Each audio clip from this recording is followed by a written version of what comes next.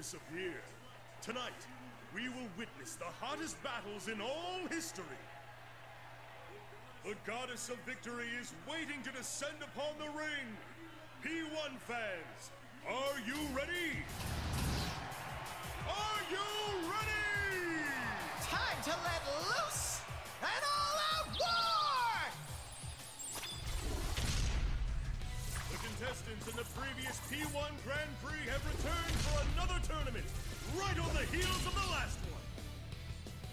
These warriors will create another legend here at the world-shattering P1 ring! These are battles of honor, battles of will.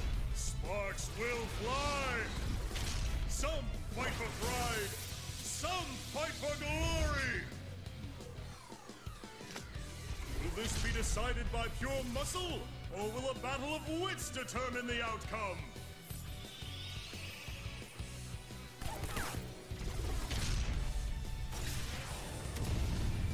Things are heating up! Tonight, who will win the title of champion? Who will be crowned with the winner's wreath? Whose tale of glory will resound for generations? All that remains are the dreams of the Warriors. As the Grand Prix plunges into its final chapter, the P1 Climax is... barely getting started!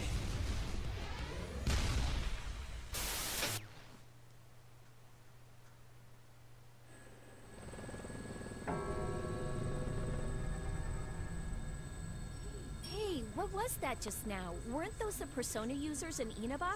It showed Mitsuru-senpai and the others, too. It did, and it also showed Labras. Although it did take a moment to specifically show that Labras had yellow eyes, to make it very clear that that's not the real Labras.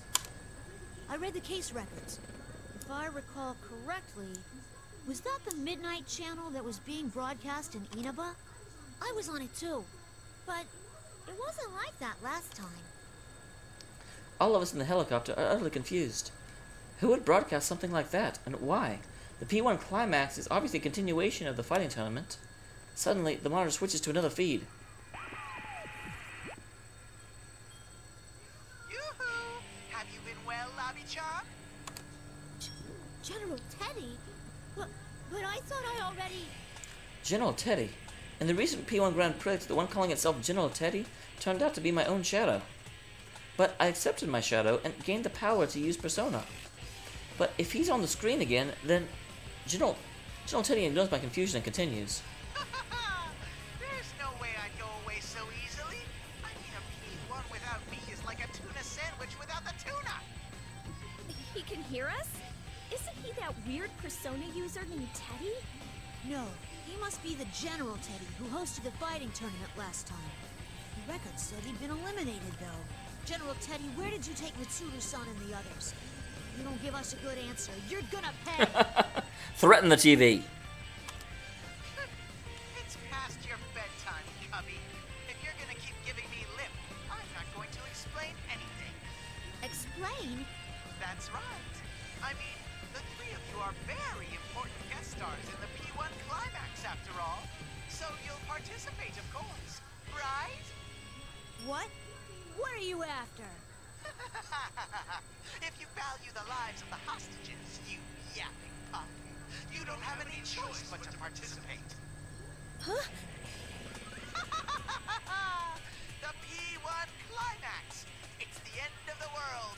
One-on-one death match that's worthy of the name Climax. And best of all, if you don't win the one-on-one tournament to the finish within the hour, the world will end. No punches pulled this time. I'll make myself clear so that no one misunderstands. This will not be taking place within the TV world. It will, in fact, take place in the reality which you occupy. Enjoy it while you can. So, here's my question. If the premise of this game is that the midnight hour occurred and everyone turned into coffins, during which time the red fog leaked out of the TV world and enveloped Inaba, who is supposedly watching these broadcasts if all the people are in coffins? The whole point of the Midnight Channel is to fascinate humankind with the object of what they want to see. It doesn't work if it happens during the midnight hour. Alrighty then. Time to show off how that special stage is going. The video feed switches to something else.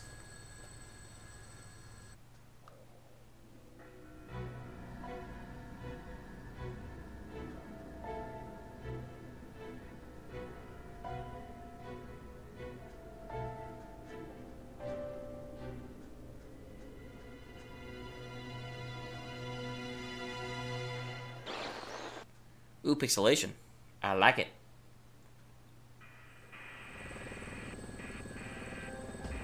Was that Mitsuru-senpai? Yes, that's who that was. You know her. Sonata-san, Aiga-san, and Fuka-san too. What will be the fate of our captured queen and her loyal minions? Oh, and this is a no-fly zone. We don't have any room in the parking lot for that thing, so you better start walking to the battleground. As a little incentive, Persona! Kintoki Doji! Throw him a tomahawk! So this is going on while... So he was maintaining this while Sho was fighting Naruto down below. With that last command, General Teddy, from General Teddy, the monitor turns off. After a moment of silence, Kikuno-san shouts from the cockpit. An alarm? No. There really is a missile coming our way. Evasive maneuvers. Brace yourselves. A missile? As soon as Kikuno-san shouts, the helicopter makes a sharp turn and we're all thrown to the side.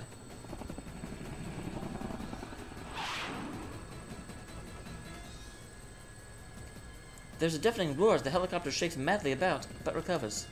Are we hit? It barely missed, but there's a good chance that it will still detonate. It exploded! Wait, it's a firework?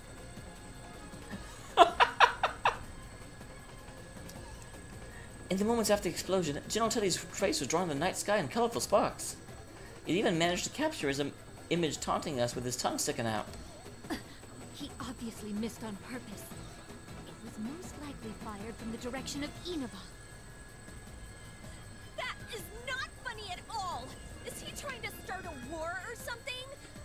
Wait, what is that? There's something in the distance. It's huge! Yukari-san points towards the shape of a gigantic building stretching towards the sky. Something red is riding around that bizarre structure, trying to envelop the town below it. It's red fog? I'll zoom in.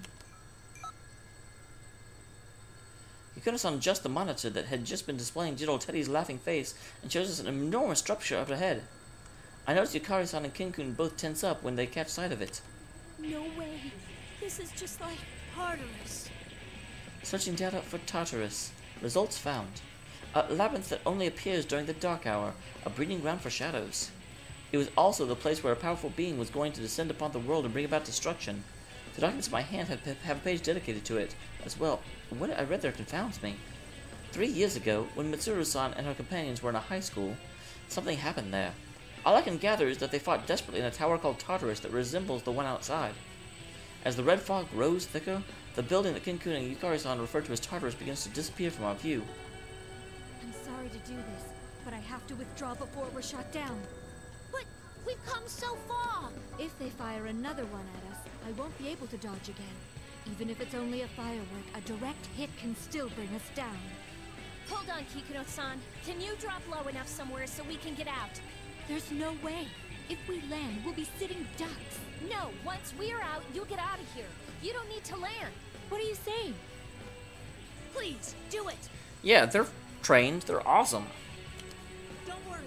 Remember, General Teddy asked us to come on foot. We'll manage somehow. Understood. I'm looking for a landing site. There appears to be a large shopping center nearby. While dodging explosions from missiles flying mercilessly towards us, the helicopter nosedives, plugging us towards the ground as we move closer to Inaba. Labra-san, please take this. It may be of use. It contains the data that was taken from the Ergonomics Research Laboratory's top-secret files. The creator's name is Shuji Ikutsuki. Shuji Ikutsuki? That name was also in the documents that Kakuro-san had given me. He betrayed Mitsuru-san at the last moment 3 years ago, and revealed himself as an enemy. Ever since the death of Koitsu Kirijo, the patriarch of the Kirijo family 2 generations ago, this man took the lead in all the dangerous events relating to the shadows. It's interesting that they're showing Labrys's reaction instead of Kin and Yukari's. That is how dangerous this man is. But the documents also say that Ikutsuki took his own life. The file name was Project Puppet Master. I'm not entirely sure if that's a code or a description of the project. Puppet Master? Could that be something to do with me and Igus? I was only able to decrypt a portion of it, but it seems to be data on an experiment involving a plume of dusk. An experiment with a plume of dusk. So, why are you giving this to me? It may assist you in determining the enemy's identity.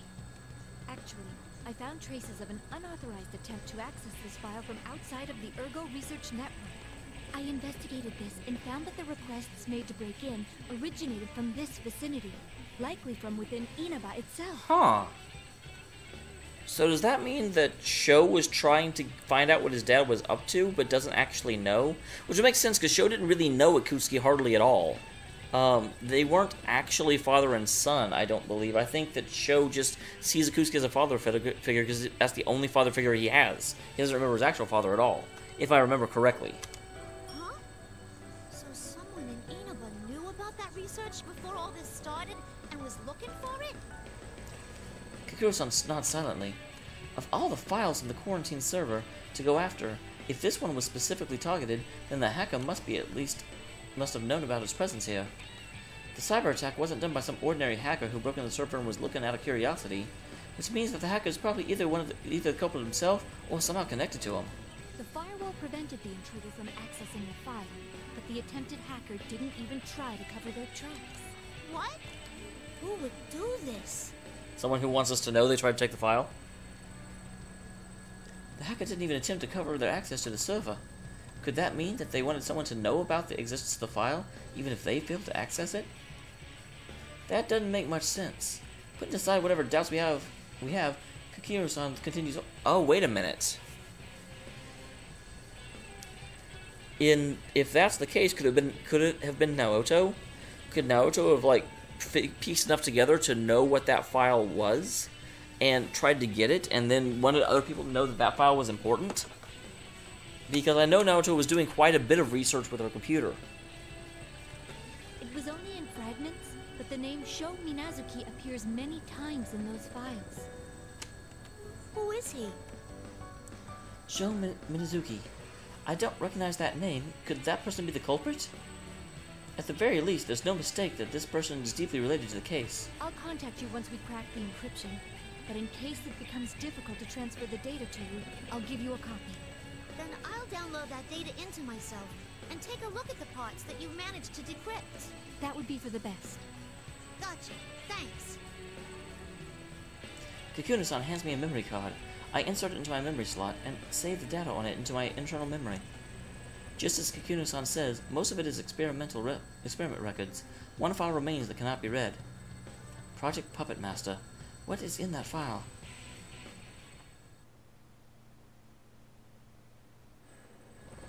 We'll be over at Junes Shopping Center in a moment. Everyone, prepare to disembark. Hold on, over there. Isn't there someone on the rooftop? We all peer into the distance. Beyond the haze of the red fog is Inaba's largest shopping center. My search reveals a place belonging to a chain named Junes. A blurry figure can vaguely be seen on the roof. Yukun? Wait, Yukun? For a moment, I think of someone I know well, but the height and physique of the shape of the roof don't resemble anyone I know. Cocoon raises a pair of binoculars and attempts to make out the figure's face. Whoa. No? That's impossible. Yeah, that is. That's not who they see on the roof. Huh? What's wrong? It's Ikutsuki. Huh? No way.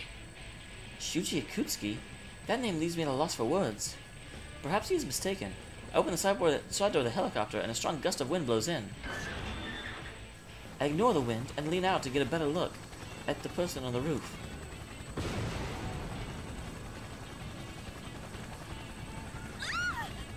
The helicopter suddenly attacked from an unexpected direction, and the vehicle sways alarmingly. That wasn't another missile. When I look again, I see another shape standing near the figure on the rooftop. I knew it. We're under attack by a persona. That doesn't make sense. According to the record, Shuji Ikutsuki was never able to summon a persona. Is that man on the roof truly the Ikutsuki person? The enemy's preparing for another attack. Incoming! Before I can raise an objection, Hikari-san fixes her eyes on the enemy and draws her Evoca. As expected from someone who had been in the actual combat for a whole year, she quickly makes a decision. Little persona. Yukari's fingers flexes around the trigger of the Evoca, but in the instant before she pulls it, Yukari-san's persona appears, creating a whirlwind around the helicopter that repels the shadow attacking us. What? I didn't even use my evoker yet. Seeing Yukari-san so bewildered sends a chill down my spine. Being able to summon a persona without the necessary tool to aid in summoning. And Saru-san and Akihiko-san reported similar unpleasant experiences inside the TV world. But this isn't inside the TV world. As outlandish and threatening as the situation is, there's no doubt that we're in the real world. General Teddie's words come back to me. I'll make myself clear so that no one misunderstands. This will not be taking place within the TV world. It will, in fact, take place in the reality which you occupy. Enjoy it while you can. Don't tell me. This fog is enveloping the town into the same fog that on the other side of the TV? This is fun. What was that? A new voice suddenly reaches my ears. Who was that? I look around in bewilderment. Did anyone actually talk? Am I hearing things? Kunkun's shout breaks my concentration. Yukari-san, he's winding up for another one. We're getting off, Koromaru. Yukari-san still looks confused, but Kunkun notices something and unbuckles his seatbelt, with his spear at the ready. By this time, the helicopter has descended close enough to the roof from Junes so that people, and dogs, can easily jump down.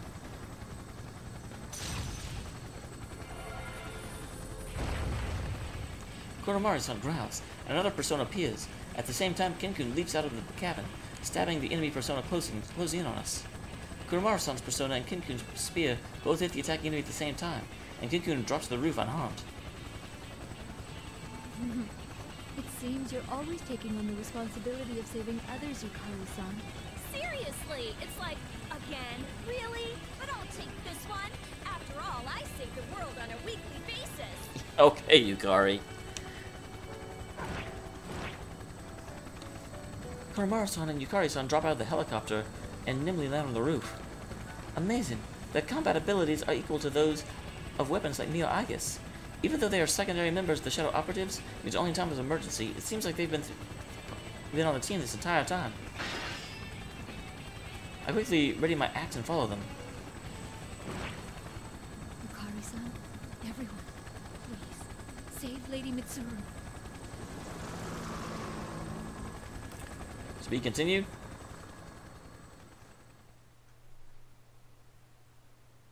There's still more. Wow, this is a long segment. When I look back up at the red sky after landing, I see the helicopter gaining in altitude while maintaining its balance. Thanks to Kikuno-san's desperate resolve and her piloting skills, we managed to safely reach Inaba. I checked my surroundings once more, while praying for Kikuno-san's safety. This is the Inaba branch of Junes, the department store chain. We're in the food court at its rooftop.